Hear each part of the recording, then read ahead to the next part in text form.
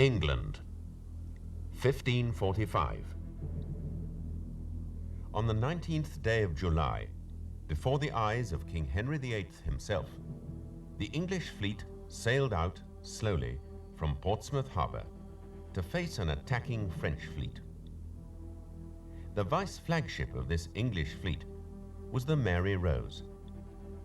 She was heavily laden with almost 100 guns and over 300 extra soldiers. The sea was very calm, with hardly a breath of wind. The fleets drew closer. Suddenly, there was a flurry of shots back and forth. The Mary Rose began to heel over. Water rushed through the open gun ports. The pride of the English Navy was so weighted down by men and armaments, she sank almost immediately. This action was both the beginning and the end of the battle, for rather surprisingly, the French fleet turned and sailed away. Watching from the safety of Southsea Common, Henry must have been angered and astonished by these events. For some time, he'd been preparing for a battle royal in which he would defend his kingdom against an invading force of Europe's Roman Catholic countries, driven on by the anger of the Pope. In his desire to father a son and heir, Henry had asked the Pope for permission to divorce his first wife, Catherine of Aragon, and to marry Anne Boleyn. But the permission had not been granted. So Henry broke with the Church of Rome and established his own church, the Church of England. Punishment was sure to follow, especially when the other Roman Catholic countries, France, Spain, and the Holy Roman Empire, all forgot their differences and signed a truce. To protect his land, Henry constructed a line of castles along the south coast.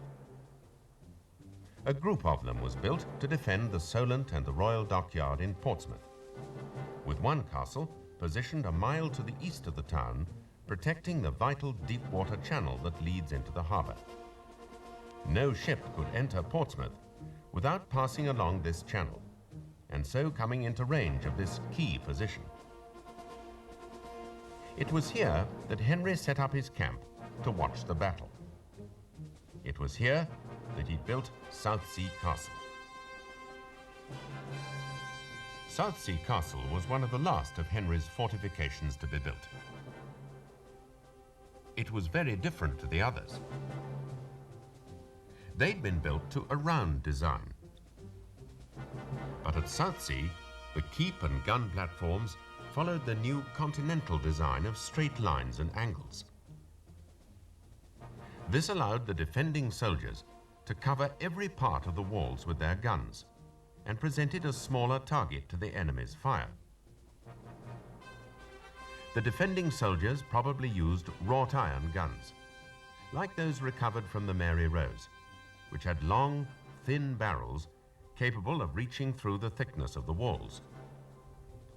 These guns were breech loaders that could be fired and then refired rapidly if a supply of prime chambers was made ready. From the gun platforms and the keep, the bigger bronze guns, mounted on two-wheeled carriages, could do considerable damage to any ship that came within range. But on that day, in 1545, no ship came within range, and no castle gun was fired. However, the invasion had been prevented, and for the next 100 years, Southsea Castle went unchallenged. When the castle saw action again, during the course of the English Civil War, it was not the walls that were tested, it was the men inside.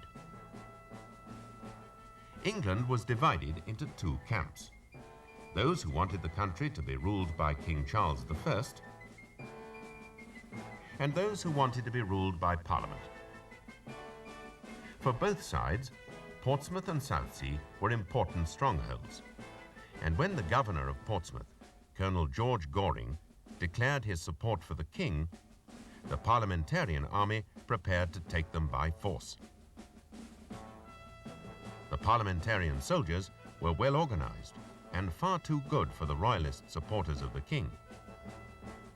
In fact, when a strong contingent of parliamentarians approached Southsea Castle one September night in 1642, the royalists weren't at all prepared.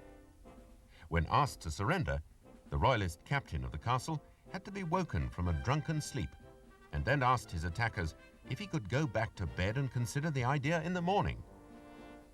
After a short burst of fire from Portsmouth, the parliamentarians wasted no more time and quickly scaled the castle walls. The royalist garrison surrendered without a fight. The king's supporters in Portsmouth were now faced with cannon fire from parliamentarians both in Gosport and in Southsea. So they soon followed suit and surrendered as well. The parliamentarians went on to win the English Civil War, but a few years later, the rift was healed and the monarchy was restored in the person of Charles II. It was during his rule that the first alterations were made to the original Tudor design of Southsea Castle. Sir Bernard de Gaume was given the task of improving the fortifications in the face of a threat from the Dutch Navy. But his work was hidden by later changes, and all that remains are his plans and the royal coat of arms of Charles II over the entrance to the castle. The real changes in the castle structure took place in the 19th century. In 1814, the castle was extended to make room for new living quarters to house a garrison of 200 men. The ceilings of the new rooms were vaulted to take the weight of the guns on the platforms above. In years to come, some of these rooms would house military offenders, because the castle also became a prison. The defenses were improved by an unusual underground passage built around the outside of the moat. It was reached through a bomb-proof tunnel, and once inside, the defending soldiers could fire on the rear of any attackers trying to scale the walls or plant explosives against them. A few years later, the castle's firepower was improved with bigger and heavier guns. Extra gun platforms were built alongside the castle to give greater coverage of the channel. And all the new weapons were fitted onto moving platforms, giving each more chance of hitting a moving target. But even these improvements were not enough. By 1860, the French had developed iron-plated steamships, which were not easily damaged by cannon fire. But the most telling development was a deadly new gun. The rifled cannon fired elongated shells from a grooved barrel. Brass studs on the sides of the shell followed these spiral grooves, so making the shells spin as it was fired. This spinning shell was 10 times more accurate and had a range of up to 5 miles, twice the distance of the old-style cannonball. With this new weapon, much of the existing fortifications became out of date, and the dockyard was once again open to attack. A new ring of forts had to be built, protecting the dockyard from both land and sea. On land, a line of forts was constructed along the crest of Portsdown Hill. And at sea, forts were built on the seabed itself. For another 100 years, Southsea Castle was to be an important link in this huge defensive ring surviving 2 world wars. Then in 1960, the castle was withdrawn from active service and became a museum. And so it stands today, a monument to over 400 years of military history.